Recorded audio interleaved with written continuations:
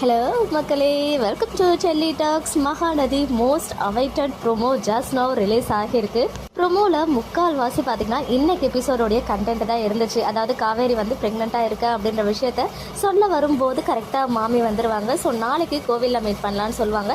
அதுக்கப்புறம் பாட்டி கால் பண்ணி இங்கே வெண்ணிலா டார்ச்சர் பண்ணுறா. ஸோ சீக்கிரம் வர சொல்கிறாங்க விஜயை. ஸோ அதெல்லாம் வந்து நம்ம ஆல்ரெடி எபிசோட்லேயே பார்த்துட்டோம்.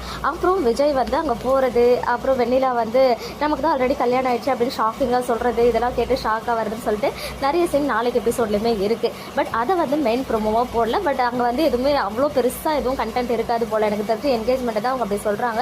அதனால தான் அதை பெருசாக எடுத்துக்கல. ஸோ நம்ம அந்த மெயின் மேட்டருக்கு வருவோம். விஜய் வந்து பார்த்திங்கன்னா ட்ரைவ் பண்ணிட்டு போகிறாரு. காவேரி வந்து கோவிலில் அதே சேம் காஸ்டியூமில் நிவின் கூட ஷேர் ஆன பிக்சர். இன்றைக்கி மார்னிங் கிளம்புறாங்களே அதே காஸ்டியூமில் கோவிலில் வந்து வெயிட் பண்ணிட்டு இருக்காங்க. விஜய் வந்து ட்ரைவ் பண்ணிட்டு போயிட்டு இருக்காரு. ஸோ அங்கே வெண்ணிலாவை எப்படியோ சமாதானப்படுத்திட்டு காவேரியை பார்க்க ஆசையாக வேக வேகமாக கார் ஓட்டிட்டு போகிறாரு. ஸோ அவங்க என்ன நடக்க போகுது, தான் தந்தையாகும் செய்தியை அறிவாரா விஜய் அப்படின்னு சொல்லிட்டு ப்ரோமோவில் அப்படியே போட்டு முடிச்சுட்டாங்க. ரெண்டு பேரோடைய ஃபேஸையும் காட்டி. ஸோ காவேரியும் அங்கே கோவிலில் வெயிட் பண்ணுறாங்க. விஜயும் ஆன் த வேலை இருக்காரு டெம்பிளுக்கு போகிறதுக்கு.